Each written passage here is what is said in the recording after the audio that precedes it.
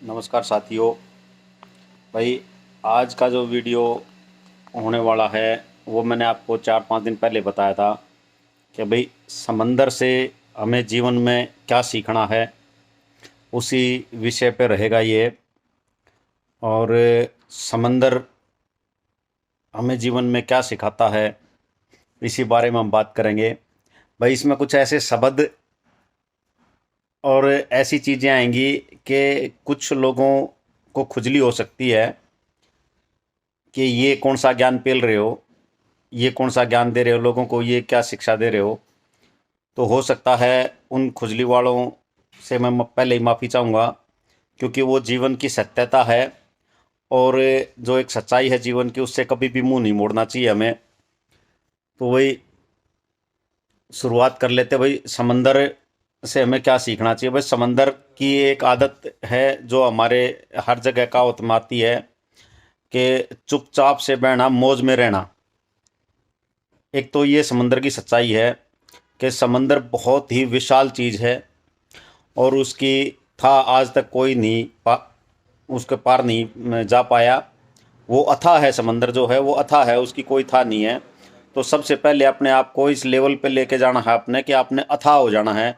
आपके बारे में किसी को कोई जानकारी नहीं होनी चाहिए कि आपके संपर्क कितने गहरे हैं, आपके पास पैसा कितना है, आपके दुश्मन कितने हैं, आपके दोस्त कितने हैं, किसी को भी आपकी था नहीं मिलनी चाहिए। एक चीज़।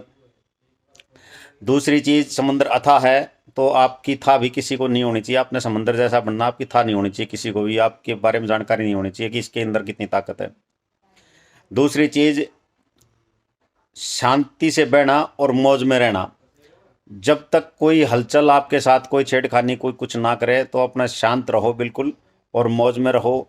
कोई ज़्यादा जब तक परेशानी ना करे तब तक आपने अपने अंदर उबाल नहीं लेके आना है। छोटी मोटी चीज़ों पे ध्यान नहीं देना है, छोटी मोटी चीज़ों को इग्नोर कर देना है कि नहीं यार, ये चीज़ें तो समाज में चलती रहती है, दुनिया में चलती रहती है, जीवन में चलती रहती हैं।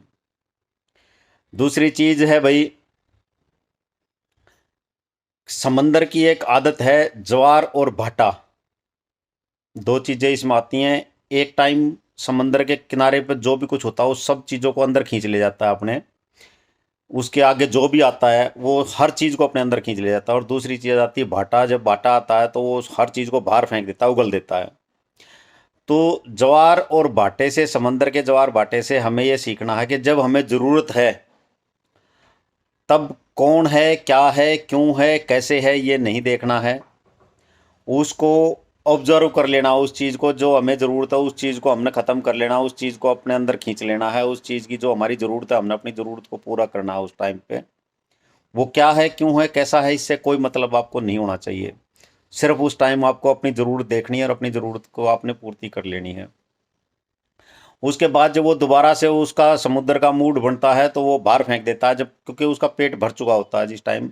और जब आपका भी जब पेट भर जाए तो आपको सबको उसको वापस दे देना है, जिससे आपने जो लिया है उसको उसको वापस पहुंचा दे। कई बार आपने सुना होगा भाई, मुंबई के समुद्र तट पे या पुरी के समुद्र तट पे या किसी भी और समुद्र तट पे बहुत सारा कचरा आ गया बाहर। समंदर ने बहुत सारा कचरा बाहर फेंक दिया, टनों टन कचरा बाहर फेंक देता है। तो उसका कारण यही होता है कि जब समंदर को जरूरत थी वो हर चीज़ को अंदर खींच लेगा, कचरा भी, काम की चीज़ें भी, बेकार चीज़ें, सब कुछ अंदर खींच लेगा जो उसको जरूरत थी उस टाइम पे। लेकिन जैसे ही उसका पेट भरा तो उसने कचरे को बाहर फेंक दिया। जो उसकी ज़रूरत की चीज़ थी उसने उसको अंदर रख लिया और जो उसके ज़रूरत की चीज़ नहीं थी उसको उसने बाहर फेंक दिया।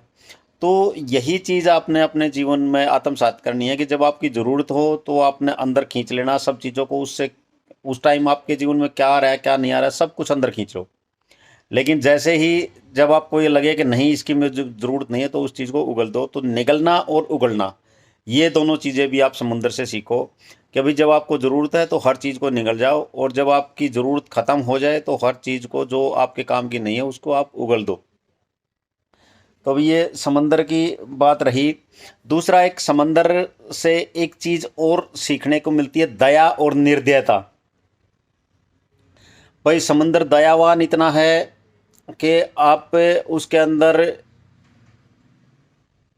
10 दिन, 5 दिन, 6 दिन, एक हफ्ता अगर पड़े भी रहोगे तो कहीं ना कहीं आपको किनारे पर लगा देगा।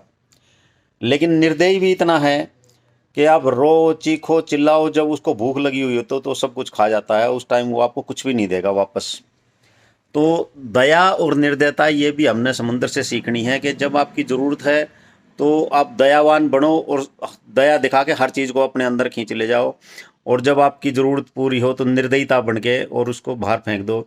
अब ये दया और निर्दयता, यही दो तीन शब्द ऐसे थे जिस पर कुछ खुजली वाले बंदे शायद कोई कमेंट कर सकते हैं या शायद कुछ अपने विचार प्रस्तुत कर सकते हैं। तो भी खुजली वालों, मैं आपको एक ही बात बोलता हूँ कि जब भी आपको खुजली हो, आप जैसे मैं वीडियो बनाता हूँ ऐसे ही वीडियो बनाओ और वीडियो डाल दिया करो। भाई इसमें मेरे साथ मेरे फ़ोन पे या मेरे मैसेजों में मेरे साथ बहस मत किया करो, इसके लिए मैं आपसे माफ़ी चाहूँगा। भाई मेरे अपने विचार होते हैं। मैं तो देखो पहले ही मैं आपको बता चुका हूँ, मैं शारीरिक और मानसिक रूप से बिल्कुल ही सब ये दुनिया से मैं जुदा हो चुका हूँ। मेरे को अब दुनियादारी से कोई मतलब रहा नहीं।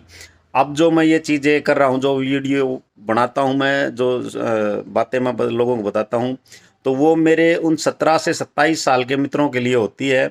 उन्हीं के लिए ये वीडियो होती है और उन्हीं को देखनी चाहिए। उन्हीं को अपने जीवन के जो आगे आने वाले संघर्ष के जो दिन हैं, वो इन संघर्षों से वो बच सकते हैं इन चीज़ों को अपने जीवन में उतार के। तो भाई मैं इन्हीं शब्दों के साथ अपनी वाणी को विराम दूंगा और सभी साथियों से आग्रह करूंगा भाई मेरी वीडियो को लाइक शेयर कमेंट करें, और भाई इसको अगर आपको अच्छी लगती हैं तो फॉलो भी करें। धन्यवाद साथियों। जय हिंद, जय भारत।